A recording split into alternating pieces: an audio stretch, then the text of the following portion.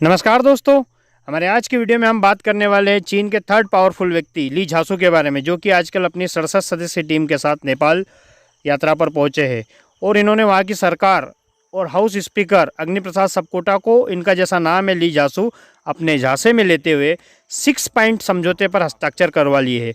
वैसे इसमें 4 पॉइंट से तो कोई लेना देना नहीं है दोस्तों, पर इसके जो लास्ट के 2 पॉइंट है वो बहुत अहमियत रखते हैं। यानी इसमें 5वां पॉइंट है वन चाइना पॉलिसी, जिसको आप जानते ही हो दोस्तों, और लास्ट वाला पॉइंट है BRI यानी बेल्ट रोड इनिशिएटिव। तो आइए दोस्तों इन 6 पॉइंट पर विस्तार से बात करते हैं, साथ ही एक नज़र वन बेल्ट पॉलिसी पर भी डालते हैं।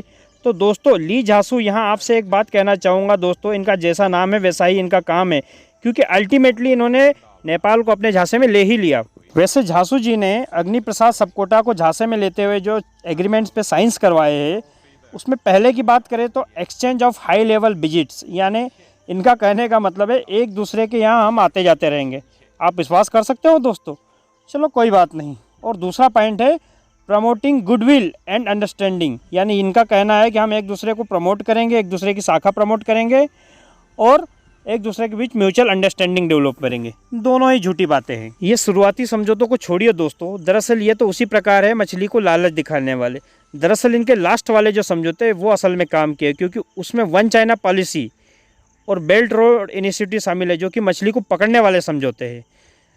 आप बात करें तो वो BRI की, तो BRI दरअसल दोस्तों चाइना ने जब इसको शुरुआत में लाया था तो इसका वन बेल्ट रोड इनिशिएटिव नाम रखा था, किंतु इससे वन चाइना पॉलिसी की बू आती थी, तो बाद में इसका नाम बदल BRI यानी बेल्ट रोड इनिशिएटिव रख दिया गया था।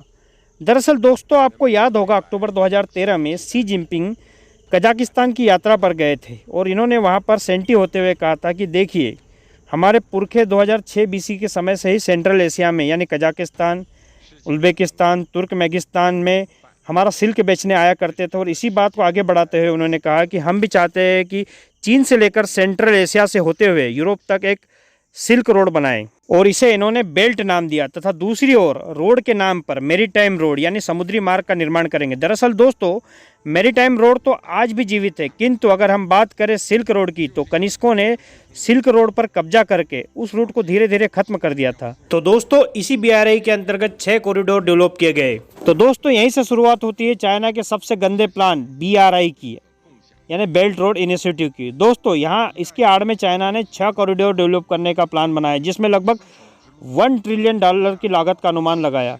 अभी तक के आंकड़ों से देखा जाए तो इसमें चाइना ने सिर्फ $210 बिलियन खर्च किए हैं और अपनी चाइनीज कंपनियों को मुनाफा करने के नाम पे $340 बिलियन के कॉन्ट्रैक्ट दिलवा दिए हैं। तो दोस्तों देखा जाए तो चाइना के इस प्रोजेक्ट का सीधा मतलब है जरूरतमंद देशों को कर्ज देना और फिर उन्हीं देशों में infrastructure, railway, bullet train, power plant, port आदि डेवलप कराने के नाम पर अपनी चाइनीज़ कंपनियों को कॉन्ट्रैक्ट दिलवाना, जिसमें यह शर्त रखना कि चाइनीज़ मटेरियल यूज़ होगा, तकनीकी चाइनीज़ यूज़ होगी, चीनी कंपनियों को कॉन्ट्रैक्ट दिया जाएगा।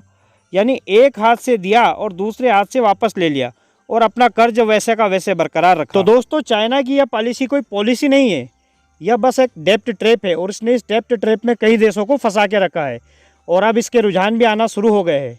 आपको याद होगा दोस्तों, श्रीलंका को कर्ज में डुबोकर उसके हम्बनटोटा पोर्ट को 99 साल के लिए इन्होंने लीज पर ले लिया है। और अभी अभी हाल ही में सेंटर फॉर ग्लोबल डेवलपमेंट की एक रिपोर्ट आई, जिसके अनुसार 8 देश ऐसे हैं जो इसके कर्ज के चलते बिल्कुल डिफाल्टर हो गए हैं और अपने कर्ज को चुकाने के लिए भी उन्हें और कर्ज चाहिए। चाइना के इस डेप्ट ट्रैप में फंसे हुए देशों की बात करें तो जिसमें Djibouti, Kyrgyzstan, Laos, Maldives, Mongolia और पाकिस्तान भी शामिल है दोस्तों।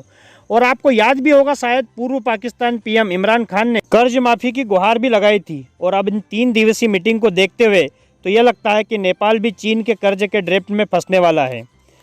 और अब भारत को भी इसको देखकर अलर्ट रहना चाहिए, क्योंकि चाइना कहीं ना कहीं भारत को घेरने के चक्कर में दिख रहा है।